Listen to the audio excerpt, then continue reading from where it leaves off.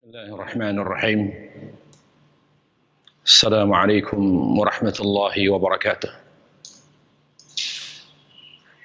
Innal hamdalillah nahmaduhu wa nasta'inuhu wa nastaghfiruh wa na'udzu billahi min shururi anfusina wa min sayyiati a'malina. Man yahdihillahu fala mudilla lahu wa man yudlil fala hadiya lahu. Asyhadu an la ilaha illallah wahdahu la syarika lahu wa asyhadu anna Muhammadan 'abduhu wa rasuluh. Qala Allah Subhanahu wa ta'ala, ya ayyuhalladzina amanu taqullaha haqqa tuqatih wa la tamutunna illa wa antum muslimun. Ya ayyuhan nasu taqu rabbakumul ladzi khalaqakum min nafsin wahidah wa khalaqa minha zawjaha wa batha minhuma rijalan katsiran wa nisaa'a wattaqullaha alladzi tasaaluna bihi wal arham innallaha kana 'alaikum raqiba. Ya ayyuhalladzina amanu taqullaha wa qulu qawlan sadida yuslih lakum a'malakum wa yaghfir lakum dhunubakum wa man yuti'illaha wa rasulahu faqad faza fawzan 'azima. Amma ba'd, fa inna asdaqal hadithi kitabullah wa khairal hadi hadi Muhammadin sallallahu alaihi wa ala alihi wa sallam wa syarral umuri muhdatsatuha wa kullu muhdatsatin bid'ah wa kullu bid'atin dhalalah wa kullu dhalalatin fin nar. Ma'asyiral muslimin wal muslimat, para pemirsa TV Roja dan para pendengar Radio Roja dimanapun Anda berada yang dirahmati dan dimuliakan oleh Allah Subhanahu wa ta'ala.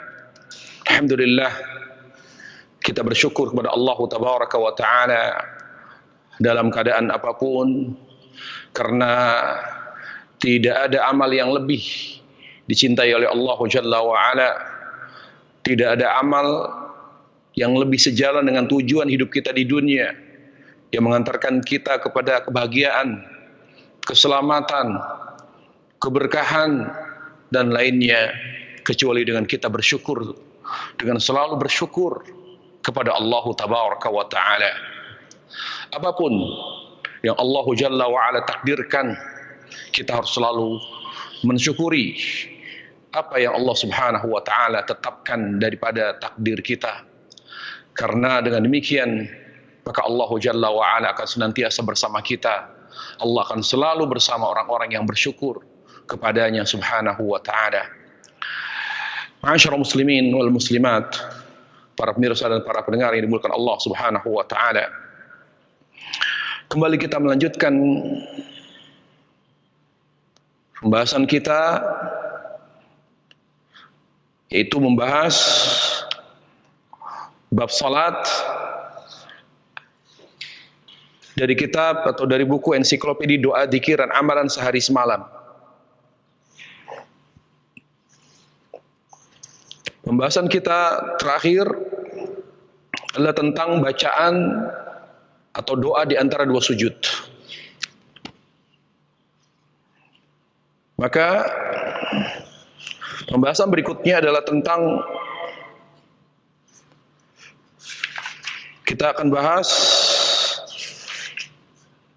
tentang duduk istirahat atau jalsatul istirahat, ketika kita akan bangkit dari sujud atau dari duduk, dari sujud ke rakaat kedua, dari duduk ke rakaat ketiga, dari sujud ke rakaat ketiga. Itu ketika kita akan bangkit di rakaat kedua, di rakaat ketiga dan keempat, yaitu duduk dengan bangkit sebelum berdiri, maka duduk terlebih dahulu dengan duduk istirahat atau jalsatul istirahat. Tentang duduk istirahat, para ulama, atau tidak ada kesepakatan di antara para ulama. Ada sebagian ulama yang menganggapnya sunnah, dan ada sebagian ulama yang menganggapnya bukan sunnah tetapi dilakukan karena hajat, karena adanya keperluan yang mendesak, yang membuat seorang perlu melakukan duduk terlebih dahulu sebelum dia langsung berdiri. Pendapat yang pertama yang memandang bahwa duduk istirahat adalah sunnah adalah pendapat sebagian ulama. Pendapat sebagian ulama yaitu mazhab ini adalah mazhab Syafi'iyah dan riwayat dari Ahmad, dan pendapat ini tentang sunnahnya duduk istirahat yang merupakan pendapat mazhab atau merupakan pendapat dalam mazhab Syafi'i dan riwayat dari Ahmad dikuatkan oleh Imam Syaukani, Syekh bin Baz, Syekh Albani, dan banyak para ulama-ulama besar Saudi lainnya, terutama dalam yang tergabung dalam Lajnah Daimah. Mereka menganggap sunnah. Dalilnya adalah hadis Malik bin Huwairits. Hadis Malik bin Huwairits di mana dia berkata annahu ra'a an-nabiy sallallahu alaihi wasallam yusalli fa idza kana fi witri min salati lam yadhat hatta yastawi qa'ida. Di mana Malik bin Huwairits ia pernah melihat Nabi sallallahu alaihi wasallam sedang menunaikan salat, dan pada saat akan bangkit ke rakaat ganjil beliau duduk sejenak dengan sempurna sebelum berdiri.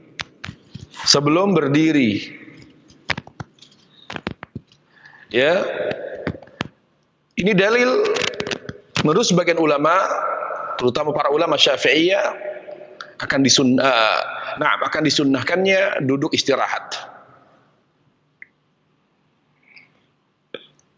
Pendapat yang kedua adalah pendapat jumhur ulama di kalangan Hanafiyah, Malikiyah, dan Hanabilah atau mazhab Hambali.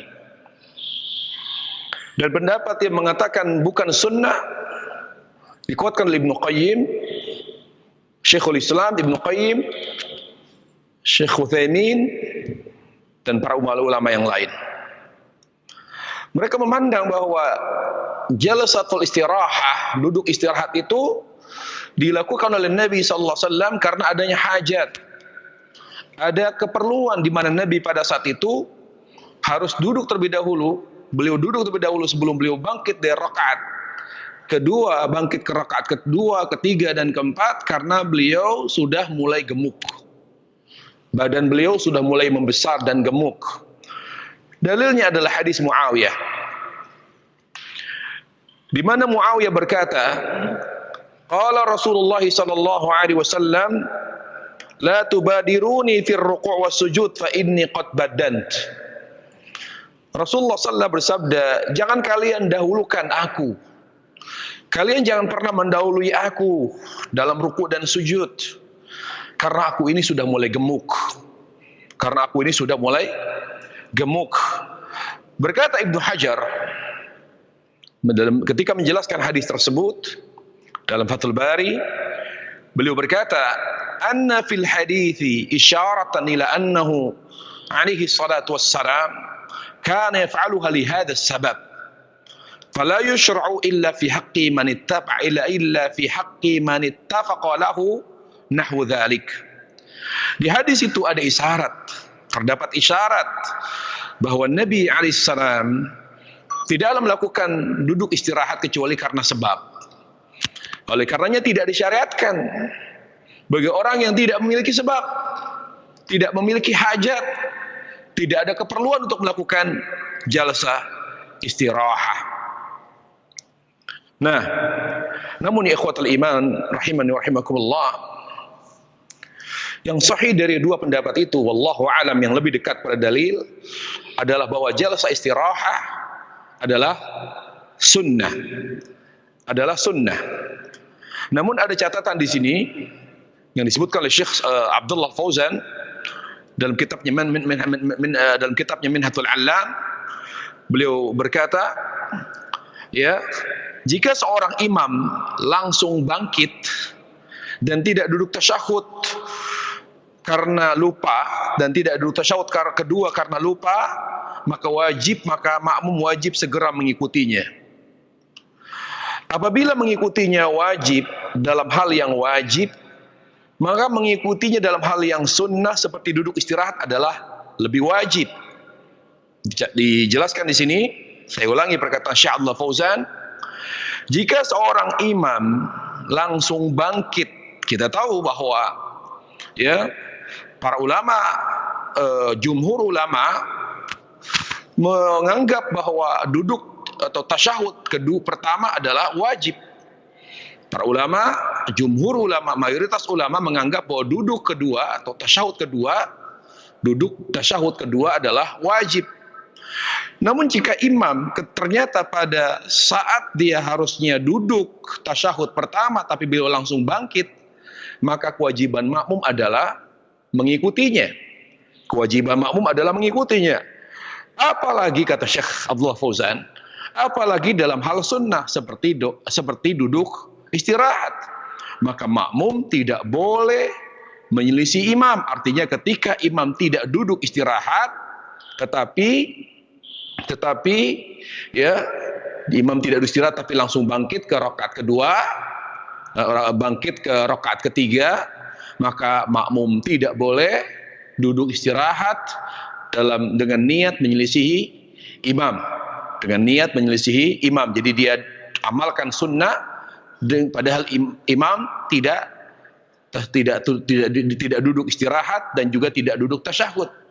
Kalau makmum melakukan duduk istirahat untuk memastikan apa yang dilakukan imam, karena mungkin dia tidak melihat imam, untuk ihtiyat sebagai bentuk kehati-hatian.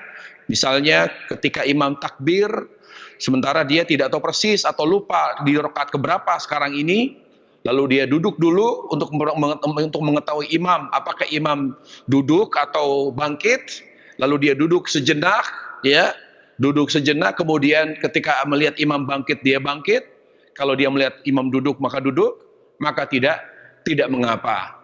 Ala kulli hal ikhwatal iman rahimahullah, kita dalam berjamaah, ketika sholat berjamaah, maka yang ditekankan di sana adalah kebersamaan, keselarasan kita sebagai makmum dengan perbuatan dan amalan imam. Karena Rasulullah alaihissalam bersabda, innama ju'ilal imamu liutamma bih, bahwa imam itu dijadikan untuk diikuti, jangan diselisihi. Makanya para jemaah sekalian rahimahullahu taala, jemaah sekalian yang dimuliakan Allah Subhanahu wa taala, para ulama di antara Imam Nawawi menjelaskan, ya jangan sekali-kali kita menyelisih imam pada saat kita salat, terutama pada amal-amal yang sangat terlihat dengan jelas perbedaan amalan kita dengan amalan imam, maka dihindari. Kecuali amal yang ringan, amal yang tidak begitu kelihatan, tidak begitu terlihat perbedaannya dengan imam, maka tidak mengapa. Karena hal itu menyelisihi perintah Nabi alaihissalam untuk mengikuti imam. Jadi yang sahih dari pendapat ulama tentang duduk istirahat, bahwa duduk istirahat adalah sunnah. Adalah sunnah berdasarkan hadis Malik bin Huwairits radhiyallahu an. Kemudian para jemaah sekalian yang dimuliakan Allah Subhanahu wa taala, yang berikutnya adalah bangkit dari sujud.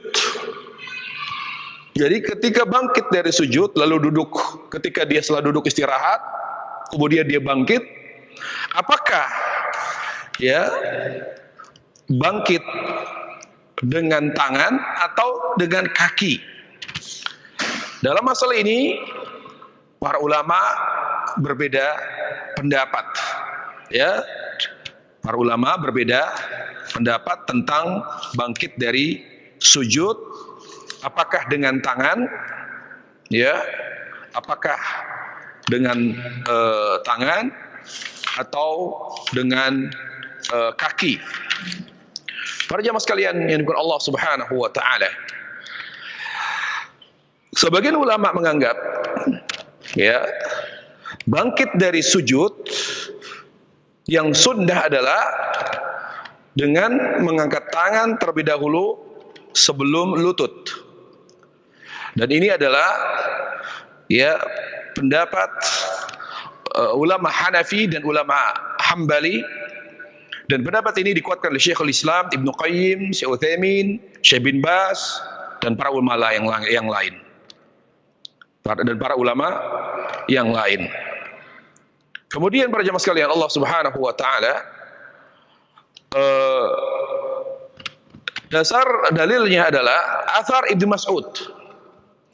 Jadi bangkit dari duduk atau dari sujud yaitu dengan kaki, tidak dengan tangan. Jadi tangan dulu diangkat, tapi bangkitnya dengan kaki. Yaitu di mana Abdurrahman bin Yazid bin Jabir berkata, Ramaktub ibn Mas'ud, Ramaktub ibn Mas'ud, Ramaktub ibn Mas'udin fara'aitu yanhadu ala suduri qadamai. Fara'aituhu yanhadu ala suduri qadamai. Jadi perkataan fara'aituhu yanhadu ala suduri qadamai. Kata Abdurrahman bin Yazid bin Jabir, saya pernah melihat Ibn Mas'ud sholat, dan ketika beliau bangkit di rakaat kedua, bangkit di rakaat ketiga dan keempat, beliau bangkit dengan kakinya. Jadi beliau langsung berdiri seperti itu, tidak bertumpu kepada tangan. Tidak bertumpu kepada tangan. Athar ini diriwayatkan oleh Ibnu Abi Syaibah dan juga Imam Baihaqi dalam Sunan Al-Kubra dengan sanad yang sahih. Ya, ini. Adapun jumhur ulama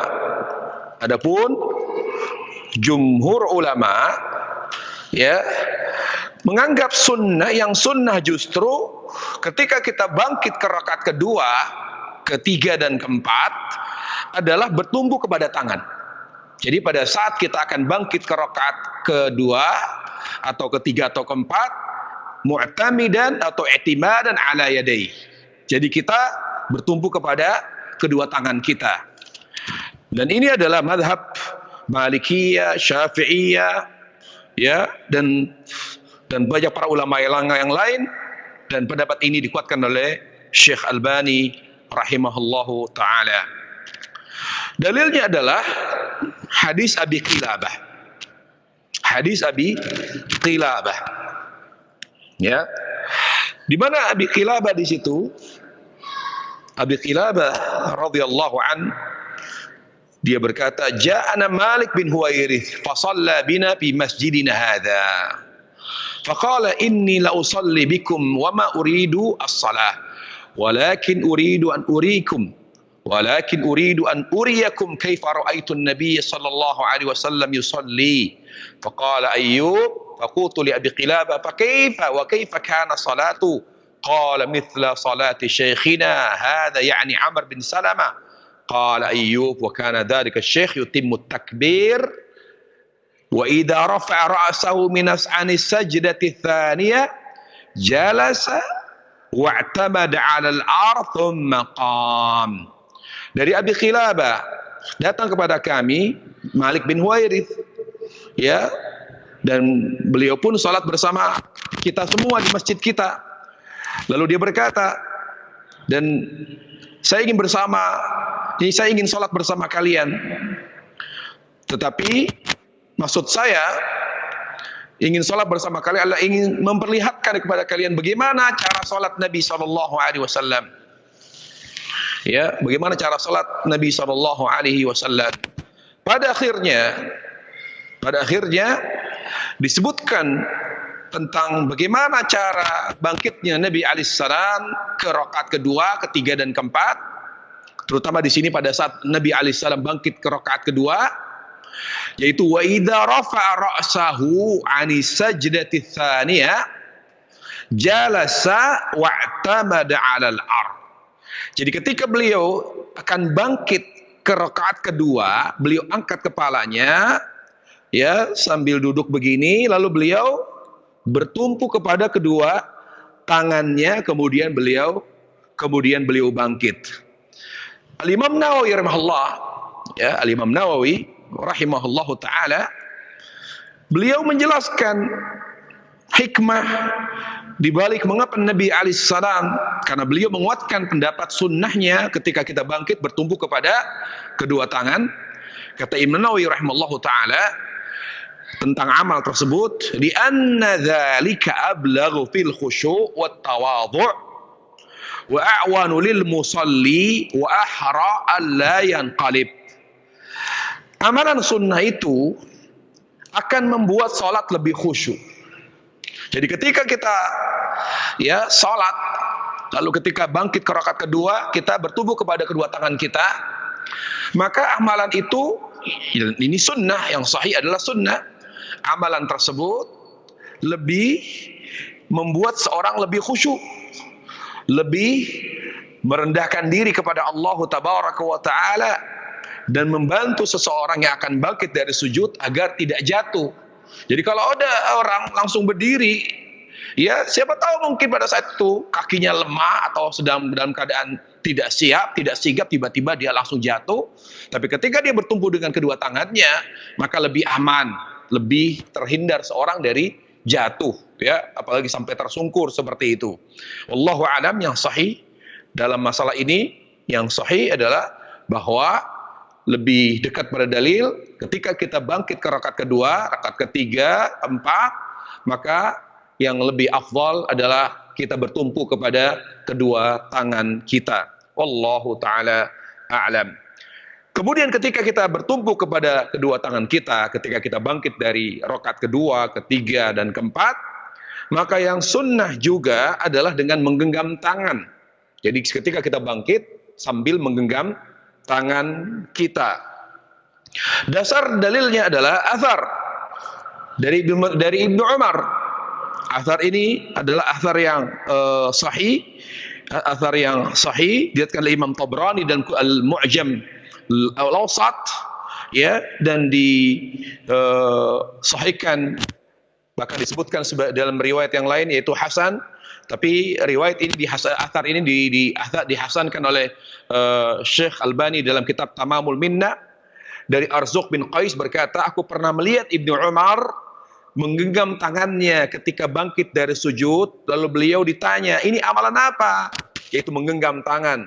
Menggenggam tangan, seperti menggenggam adonan tepung. Ini amalan apa? Kata beliau, kata Ibnu Umar, aku pernah melihat Rasulullah SAW melakukannya.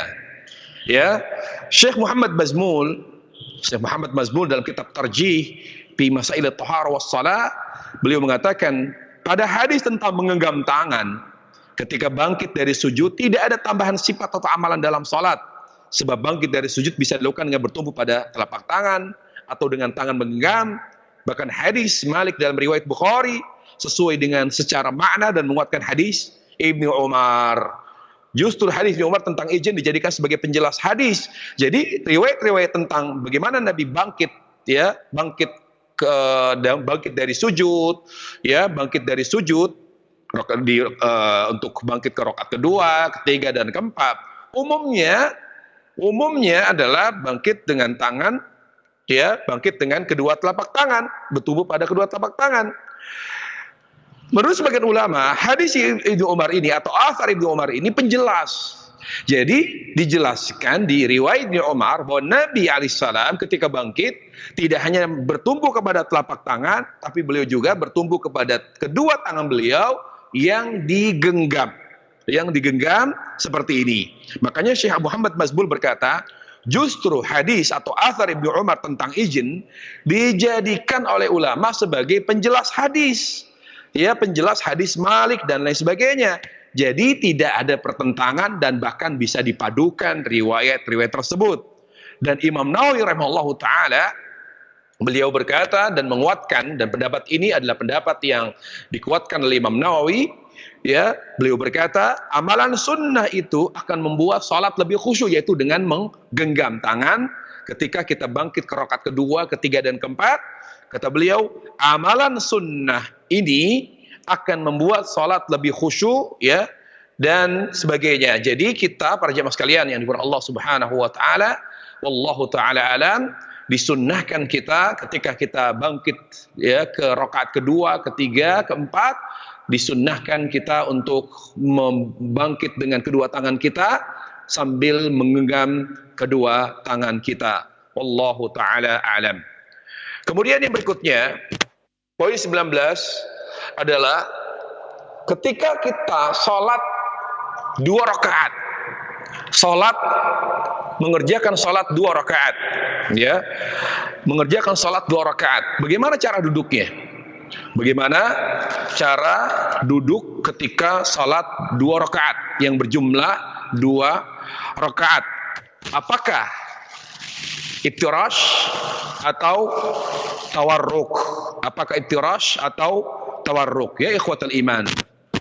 Memang ulama ketika menjelaskan tentang cara duduk sholat 2 rakaat, apakah itu sholat fardu seperti subuh atau sholat sunnah, bagaimana cara duduknya?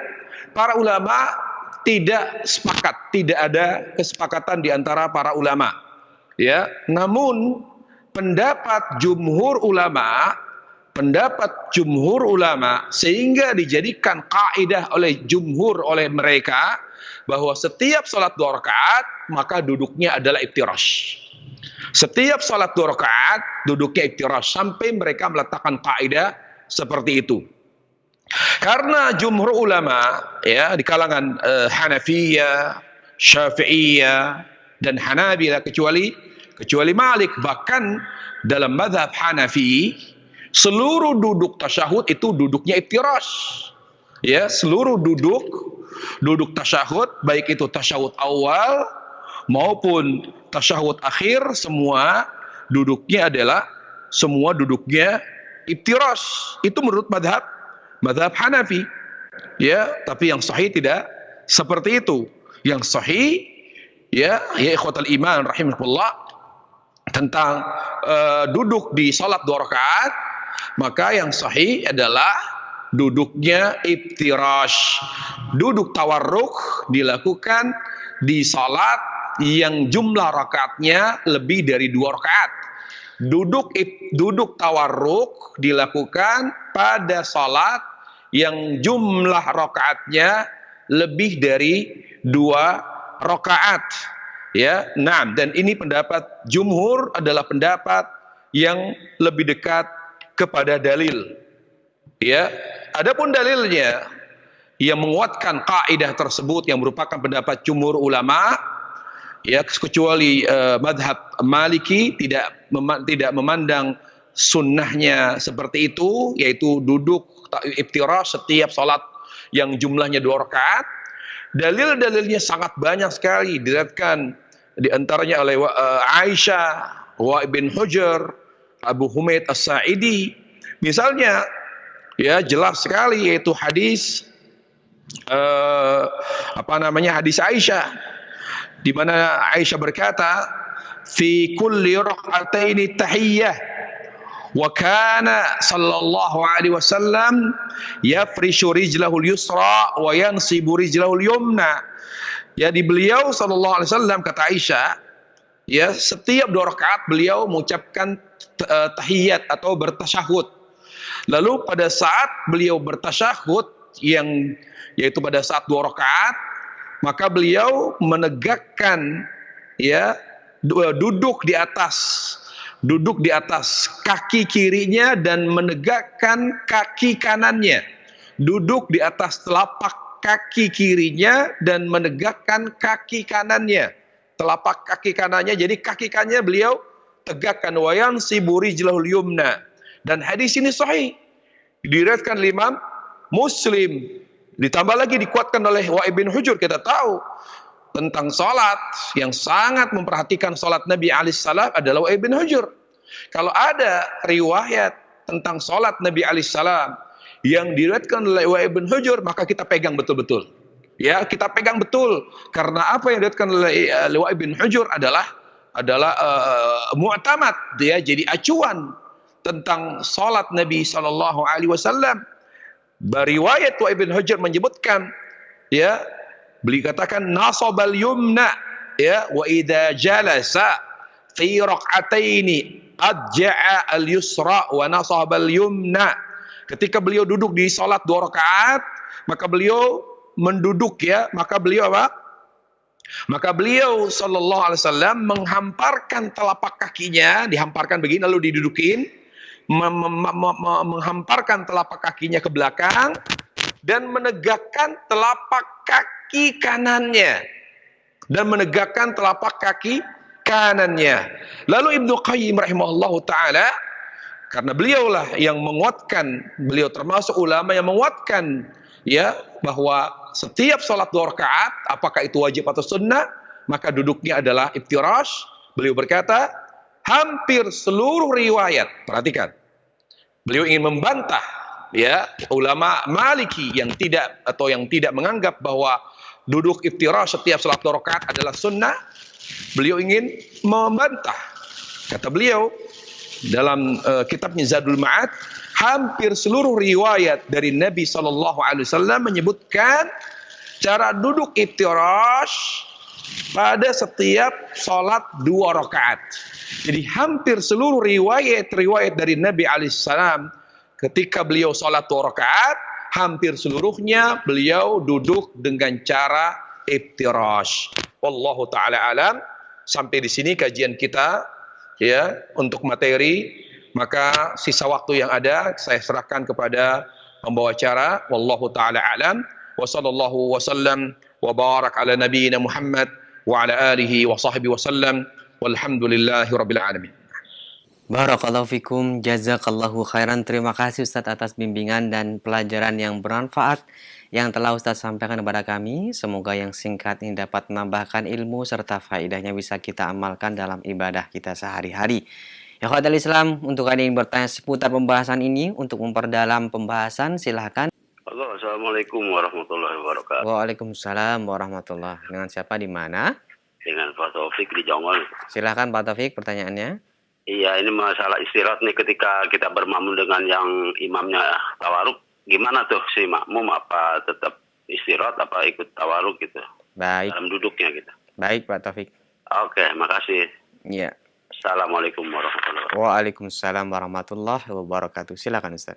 Gimana kalau seandainya kita sholat berjamaah bersama imam di sholat subuh, di mana imamnya itu duduknya tawarruk, sementara kita memandang bahwa setiap sholat 2 rakaat maka duduknya iftirash. Nah, kalau tidak menyelisih, artinya kalau kita sholat sendiri ya atau kita menjadi imam, maka lebih afdol kita ketika duduk di rakaat terakhir ya sholat subuh, maka duduknya iftirash. Tetapi karena ada hadis Nabi alaihi salam, innama ju'ilal imamu liutamma bi, bahwa imam itu diangkat untuk diikuti, maka kalau kita bermakmum dengan imam pada sholat subuh dan imam duduknya iftirash, maka kewajiban kita adalah mengikuti imam, yaitu duduk dengan iftirash dalam rangka mengamalkan sunnah Nabi alaihi salam dan arahan beliau, yaitu mengikuti imam. Ya, mengikuti imam, ketika imam duduk tawarruk, maka kita pun duduk tawarruk, supaya tidak begitu mencolok dan tidak begitu terlihat perbedaan amalan kita dengan amalan imam. Karena perbedaan yang mencolok pada amalan sholat itu dapat mempengaruhi perselisihan hati. Oleh karenanya kita upayakan betul ya dalam hal-hal yang wajib saja kita mengikuti imam, apalagi dalam hal-hal yang bersifat sunnah. Dari hal-hal yang bersifat sunnah. Nah, duduk iftirash itu sifatnya sunnah. Jadi kalau kita sholat sendiri atau menjadi imam, lebih afdal duduk iftirash. Tapi demi mengikuti imam yang duduk tawarruk atau duduk tawarruk ketika sholat 2 rakaat, sholat subuh, maka lebih baik kita mengikuti imam, yaitu dengan duduk dengan cara tawarruk. Wallahu a'lam. Jazakallahu khairan. Terima kasih Ustadz atas jawabannya. Semoga bermanfaat untuk yang bertanya khususnya dan kita semua yang menyimak pada kesempatan kali ini. Silahkan untuk telepon yang kedua kami angkat berikutnya. Halo. Yang kedua kami angkat berikutnya. Halo. Halo. Halo, Assalamualaikum. Waalaikumsalam. Dengan Bapak siapa ini, di mana? Ini dari Pak Ece, Pak Sukabumi. Ya, Pak Asep, dikecilkan dulu volume televisinya Pak Asep. Ya udah. Ya, silakan. Ini Pak, bagaimana hukumnya salat mendahului imam? Gerakannya ya Pak ya? Ya. Mendahului imam. Ya. Ya, baik. Terima kasih Pak Asep. Ya, Ditunggu terima jawaban. kasih. Ya. Assalamualaikum. Waalaikumsalam warahmatullahi wabarakatuh. Silakan Ustaz. Bagaimana hukumnya mendahului salam? Mendahului hukumnya haram. Mendahului imam hukumnya haram. Ya, kita tidak boleh mendahului imam. Ya. Karena Nabi alaihissalam misalnya ketika kita mendahului imam, ketika kita bangkit dari sujud, maka Nabi alaihissalam mendoakan wajahnya ya dirubah menjadi wajah keledai. Tidak mungkin doa keburukan yang Nabi alaihissalam sampaikan terkait dengan makruh. Ya, maka dalam hal ini Allahu alam mendahului imam hukumnya haram. Hukumnya haram tetapi tidak mempengaruhi keabsahan salat. Salatnya sah tetapi dia berdosa. Jadi siapapun yang menjadi makmum tidak boleh mendahului imam. Ya, tunggu. Ya, sampai pada hal salam pun jangan dulu salam sampai imam melakukan salam yang kedua. Jadi sunnahnya kita ketika imam salam baru kita salam kalau imam sudah salam yang kedua, bukan salam yang pertama. Karena memang prinsipnya kita sebagai makmum mengikuti imam, bukan malah menyelisihi imam. Bahkan Nabi alaihissalam pun ya dari kasus Al-Fatihah, beliau mendengar ada sahabatnya di belakang beliau yang membaca Al-Fatihah. Kata Nabi alaihissalam, "Mali unazi'ul Qur'an." Siapa tadi di belakang saya membaca Al-Qur'an? Maka kata Nabi alaihissalam, ya, jangan kamu melakukan, jangan kamu menyelisih imam. Walaupun dengan membaca Quran, illa bifathil kitab, kecuali membaca Al-Fatihah. Jadi prinsipnya seperti itu. Tidak boleh kita menyelisih imam. Kewajiban kita sebagai makmum mengikuti imam. Wallahu taala alam. Barakallahu fikum Ustaz. Terima kasih atas jawabannya. Dan berikutnya kami angkat kembali untuk telepon yang ketiga. Kami persilahkan. Halo.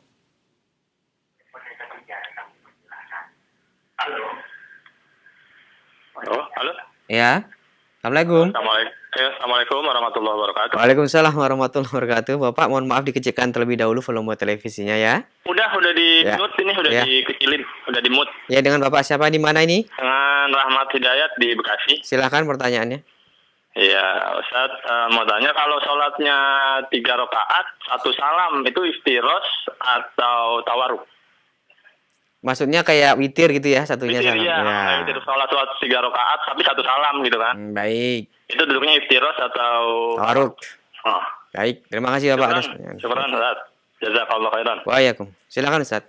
Iftirash, sebagaimana saya sebutkan tadi dalil-dalilnya hadis wa Ibn Hujur, hadis Aisyah, hadis Abu Humaid As-Sa'idi dan riwayat-riwayat sahabat yang lain tentang cara duduk hanya menyebutkan iftirash itu dilakukan di rakaat kedua.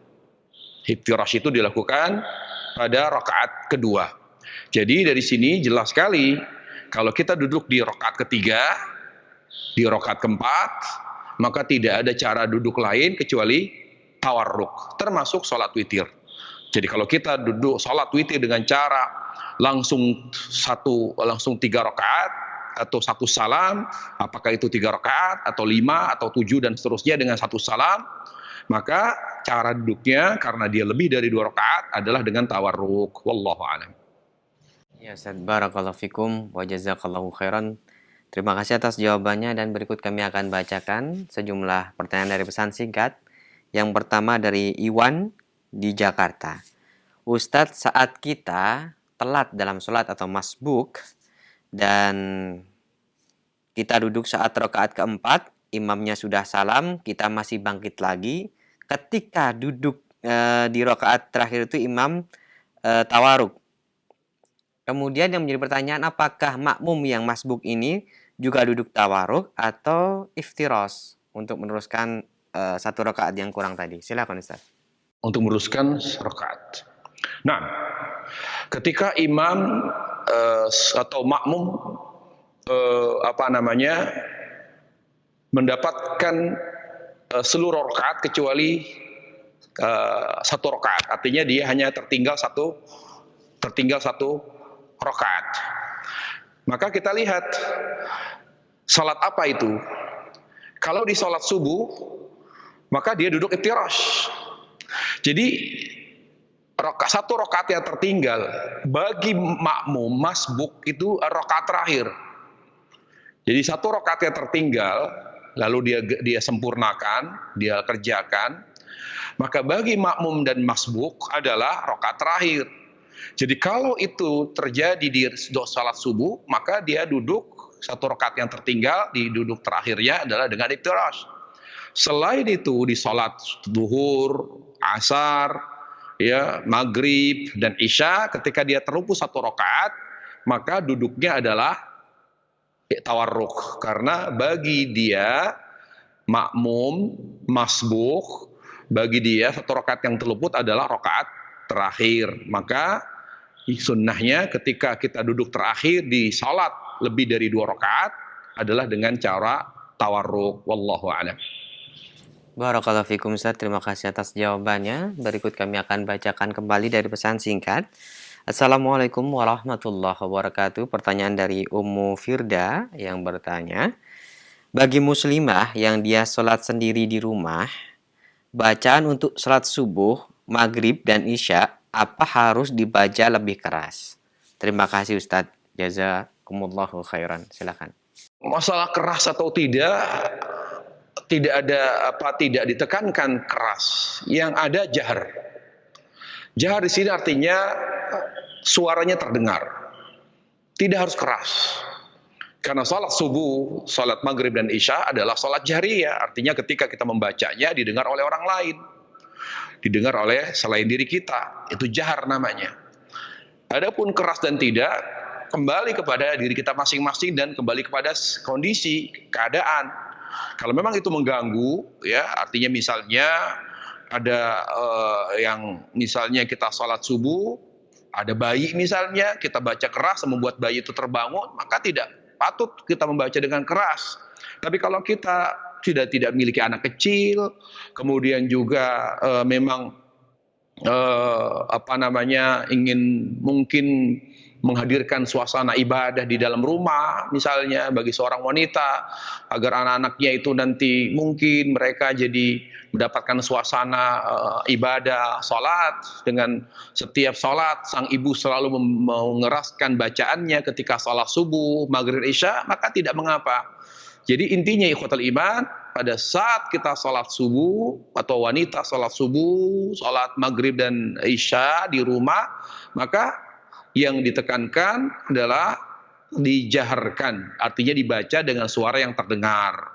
Ya, terdengar tidak harus keras. Saya kira semuanya mengerti, terdengar tidak harus keras. Tetapi kalau dia mau mengeraskan suara tidak mengapa, selama tidak mengganggu. Ya, selama tidak mengganggu, karena Islam tidak mentolerir sesuatu yang sifatnya mengganggu. Ya, mengganggu orang yang memang tidak wajib sholat. Misalnya ada adiknya yang adik iparnya misalnya, atau adik kandungnya yang perempuan yang sedang halangan, atau ada tamu lalu terganggu sementara dia tidak wajib sholat karena halangan misalnya, maka jangan dikeraskan. Jadi yang wajib menjaharkan, bukan mengeraskan. Adapun mengeraskan bacaan kembali kepada situasi dan kondisi. Wallahu taala alam. Naam. Barakallahu fikum, terima kasih atas jawabannya. Berikut kami akan bacakan kembali pertanyaan dari pesan singkat dari Abu Gaza. Ingin bertanya, apabila imam tidak boleh diselisihi, pertanyaannya bagaimana dengan imam baca niat, apakah makmum juga ikut yang dilakukan oleh imam? Ustaz, silakan. Kan tadi saya sudah sampaikan para ulama di antaranya Imam Nawawi, kemudian juga Imam Ibnu Hajar Al-Haytami meletakkan kaidah. Jadi kalau memang itu tidak begitu kentara, tidak begitu terlihat perbedaannya, maka tidak mengapa kita menyelisihinya. Apalagi jelas-jelas bahwa melafadzkan niat ya ketika salat, jelas sekali itu adalah perbuatan yang bertentangan dengan petunjuk Nabi alaihissalam dan sunnahnya.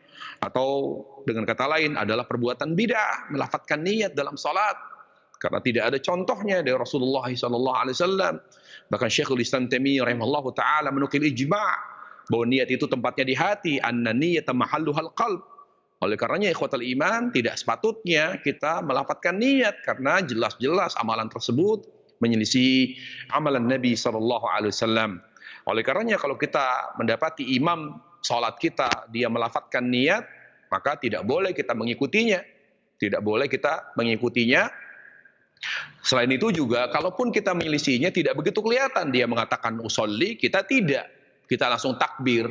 Jadi tidak boleh dan tidak perlu mengikuti imam yaitu dalam melafadzkan niat. Jadi yang kita lakukan niat di dalam hati saja. Wallahu taala a'lam.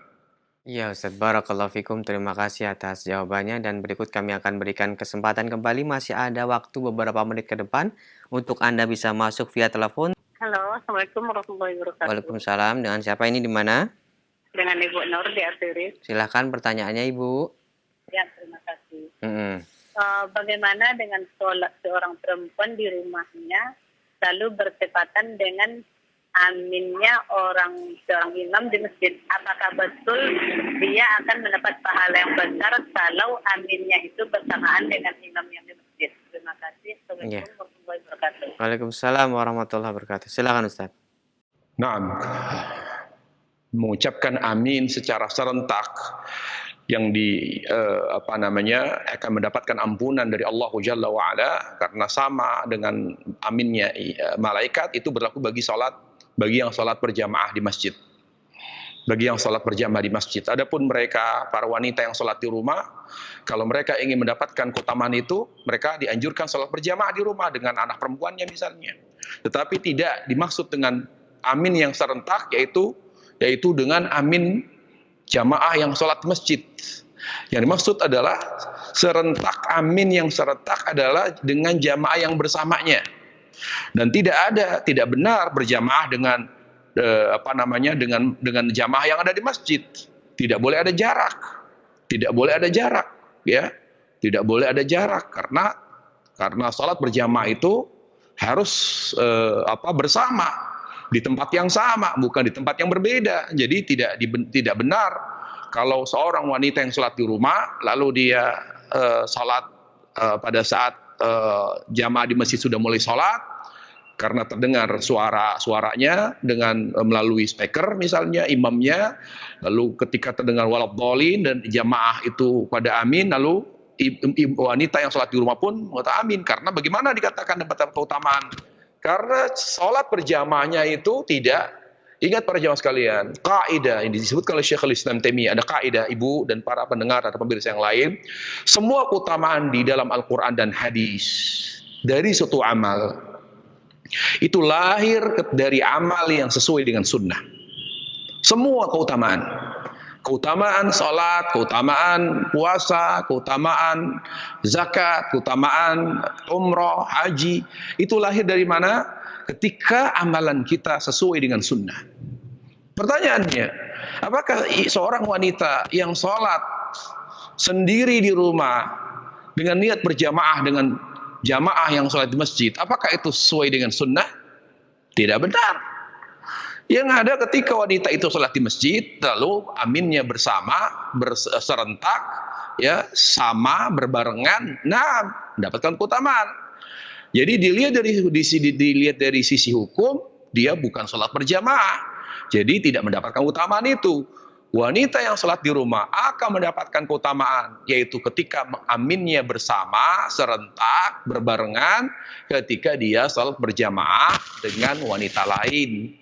Dengan mahramnya misalnya, lalu jamaah atau makmum di sini aminnya bersama, berbarengan, maka insya Allah akan mendapatkan keutamaan, yaitu akan mendapatkan ampunan dari Allah Subhanahu wa Ta'ala. Bukan dengan sholat sendiri lalu niat berjamaah atau berusaha membarengi aminnya wanita si ibu dengan aminnya jamaah di masjid. Tentu hal itu tidak ada keutamaannya karena cara sholat seperti itu tidak sesuai dengan tuntunan Nabi sallallahu alaihi wasallam. Wallahu a'lam. Ya Ustaz, barakallahu fikum, jazakumullahu khairan. Terima kasih atas jawaban yang bermanfaat. Dan kami berikan satu kesempatan untuk telepon terakhir sebelum diberikan ihtitam oleh Ustaz. Halo. Halo, Assalamualaikum. Waalaikumsalam. Dengan Bapak siapa ini di mana? dengan Abu Salman di Cibitung. Silakan Pak Abu Salman, pertanyaannya. Ya, pertanyaannya gini tentang masalah dari nama imamu liu tamabi, imam itu jangan untuk diikutin Ustaz. Ntar sekarang ada fatwa MUI yang memerintahkan bahwa sholat itu harus berjauhan atau dalam setiap sholat fardu harus ada qunut nazilahnya. Gitu. Jadi apakah semua imam itu harus diikuti seperti itu, apa sebatas mana dari tersebut itu yang harus diikutin ya? Jazakallahu khairan. Ya. Terima kasih ya Pak atas pertanyaannya. Silakan Ustaz diberikan jawaban dan sekaligus ikhtitam. Imam yang dimaksud imam salat, bukan fatwa ulama, bukan imam yang dimaksud adalah di sini adalah umara atau pemerintah. Yang dimaksud di sini innama ju'ilal imam liutamma bih. Jadi imam dimaksud adalah imam salat. Jadi kalau kita berjamaah ya, maka apapun yang dilakukan imam kita ikuti walaupun salah. Jadi yang menanggung dosa imam, kita tidak menanggung dosa sebagai makmum.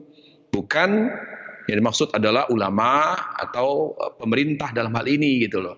Karena dalam hal ini kita tidak boleh taat pada pemimpin dalam hal maksiat kalau memang maksiat ya, karena kaidah mengatakan la ta'ata li makhluqin fi ma'siyatil khaliq, tidak boleh taat pada pemimpin dalam hal yang bersifat maksiat kepada Allah tabaraka wa taala.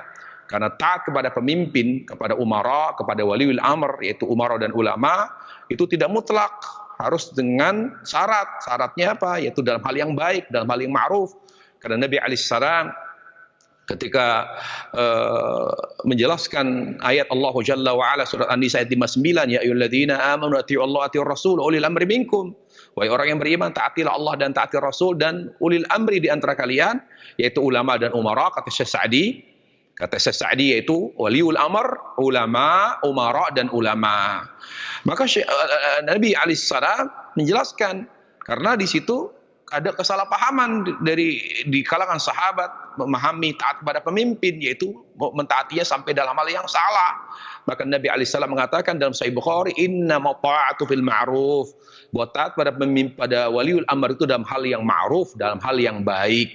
Nah, terkait dengan himbauan salat dengan berjarak, justru wallahu a'lam yang saya ketahui justru fatwa ulama justru tidak salat di masjid, ya tidak salat di masjid, karena masalahnya adalah bukan masalah salatnya berjarak 1 meter, ya di situ kalau kita sudah bermakmum berjamaah dengan imam ya kita ikuti imam amalan salatnya. Tetapi salat berjamaah dengan berjarak 1 meter justru cara salat seperti itu ya pertama tidak sesuai dengan sunnah dan tuntunan Nabi alaihissalam. Yang kedua, ditiadakannya salat berjamaah di masjid ya itu bukan apa namanya pertama tidak sesuai dengan sunnah. Yang kedua, tidak menjamin kita selamat dari penularan wabah. Ya, tidak menjamin kita selamat dari penularan wabah. Karena keputusan resmi daripada WHO adalah lebih aman lagi jarak 2 meter. Nah, pertanyaannya kalau kita berjamaah 2 meter itu sholat apa begitu? Jadi ketika tidak ada jaminan tidak terjadinya penularan, maka kaidah mengatakan darul mafasid muqaddam adal jalbil masalih, menghindari mudarat dalam hal ini adalah menghindari wabah. Ingat, kita ini diperintah oleh Allah untuk menjaga kesehatan kita, menjaga kehidupan kita, keberlangsungan hidup kita agar kita selalu beribadah. Setiap detik dari umur kita dan sehat kita harus manfaatkan untuk menambah pahala, menambah bekal akhirat. Jangan kita sia-siakan. Allahu Jalla wa ala firman wala tulqu bi aydikum ila tahluka. Jangan kalian lemparkan diri kalian kepada kebinasaan. Allah Ta'ala berfirman, wala taqlu anfusakum innallaha kana bikum rahima. Jangan biarkan jiwa kalian melayang. Ya, karena Allah sangat sayang kepada kalian, wahai orang-orang yang beriman. Artinya Allah tuh sangat mencintai kita, dengan harapan kita selalu bertahan hidup, karena hidup kita berbeda dengan hidup orang kafir. Hidupnya mereka menambah dosa, tapi hidupnya kita, umurnya kita menambah pahala. Oleh karena kita seorang muslim, ikuti fatwa ulama, himbauan ulama, selama himbauan tersebut dalam hal yang baik, dan ikuti himbauan pemerintah selama himbauan mereka, perintah mereka dalam hal yang baik. Karena mentaati pemimpin, mentaati waliul amr, mentaati pemimpin, umara dan ulama dalam hal yang baik adalah ibadah. Syekhul Islam Taimiyah rahimahullahu taala ketika menjelaskan firman Allah Subhanahu wa taala surah An-Nisa ayat 59 tersebut, ya ayyuhalladzina amanu atti'ullaha wa rasulul amri minkum, wahai orang yang beriman taatilah Allah dan taati Rasul dan ulil amri di antara kalian. Kata Syekhul Islam, sebagaimana taat kepada pemimpin, taat kepada Allah ibadah, taat kepada Rasul juga ibadah, maka taat kepada waliul amr dalam hal yang baik, maka taat kepada waliul amr, taat kepada pemimpin, taat kepada ulama dalam hal yang baik juga ibadah. Kenapa ibadah? Karena Allah perintahkan.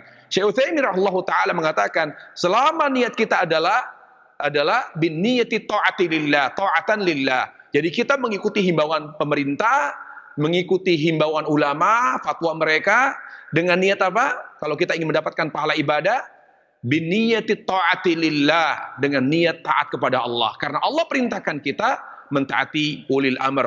Jadi dengan demikian insyaallah dengan kita mengikuti himbauan pemerintah, ya, himbauan ulama, fatwa mereka untuk tidak sholat di masjid, tidak sholat jamaah, tidak sholat di masjid karena memang virus ini menyebar karena adanya kerumunan, adanya perkumpulan, maka kita ambil sebab. Ya ikhwatal iman, kita harus mengambil sebab secara maksimal, karena tidak dikatakan tawakal kepada Allah Jalla wa'ala kalau kita tidak mengambil sebab secara maksimal. Karena Allah Ta'ala menyuruh kita bertawakal, maka Allah justru akan menolong kita ketika kita bertawakal kepadanya Subhanahu wa ta'ala. Allah Ta'ala berfirman, wa may yatawakkal 'ala Allah fahuwa hasbuh. Barang siapa yang bertawakal pada Allah, maka cukup baginya Allah. Apapun kebutuhan kita, apapun yang kita inginkan akan Allah berikan, akan Allah atasi selama kita bertawakal yang benar sesuai dengan perintah Allah tabaraka wa taala. Wallahu a'lam. Barakallahu fikum Ustaz, jazakallahu khairan. Terima kasih atas jawaban-jawaban yang bermanfaat baik dari pesan singkat maupun via telepon. Dan karena terbatasnya waktu untuk menjelang dikumandangkan adzan maghrib untuk wilayah Jakarta dan sekitarnya, sebelum kami akhiri mohon Ustaz memberikan ihtitam. Fadhil Ustaz. Ikhwatal iman, para pemirsa dan para pendengar yang dimuliakan Allah Subhanahu wa taala, kepada seluruh kaum muslimin. Di saat ini kita sedang dalam keadaan diuji oleh Allah taala dengan ujian yang berat. Ujian yang berat. Beraktivitas di rumah tidak mudah. Berdiam diri di rumah tidak mudah. Tidak berinteraksi dengan orang lain karena kita adalah makhluk sosial, sangat berat. Sangat berat sekali. Ini ujian dari Allah Jalla wa'ala. Ujian ketika diuji dengan ujian musibah, maka kewajiban kita adalah bersabar. Kewajiban kita adalah bersabar. Beribadahlah kepada Allah di saat ini adalah dengan bersabar. Namun ada hal yang ingin saya sampaikan ikhwatal iman. Syekh bin Baz rahimahullahu ta'ala ketika menjelaskan ayat Allah Jalla wa'ala, dhaharal fasadu fil barri bima kasabat aydin nas liyudhiqahum ba'dal ladzi ma'amilu la'allahum yarji'un. Telah nampak kerusakan di daratan dan di lautan akibat ulah manusia agar mereka kembali, agar mereka bertaubat kepada Allah Jalla wa'ala. Apa kata Syekh bin Baz? Kalau ada orang yang tidak memahami dan tidak menangkap pesan di balik musibah, di balik ujian musibah, di mana Allah Ta'ala dengan menimpakan musibah, di mana Allah meminta kita untuk menangkap pesan Allah agar kita bertaubat, maka sebuah kebodohan. Sebuah kebodohan bagi kita semua. Kalau kita tidak menangkap pesan Allah di balik musibah, maka ini kebodohan kita, ikhwatal iman. Artinya ketika Allah menimpakan musibah dengan berupa bala seperti wabah penyakit ini, Allah ingin menyampaikan pesan kepada kita agar kita bertaubat kepada Allah Jalla wa'ala. Maka yang kita lakukan adalah bertaubat kepada Allah tabaraka wa ta'ala. Tinggalkan syirik.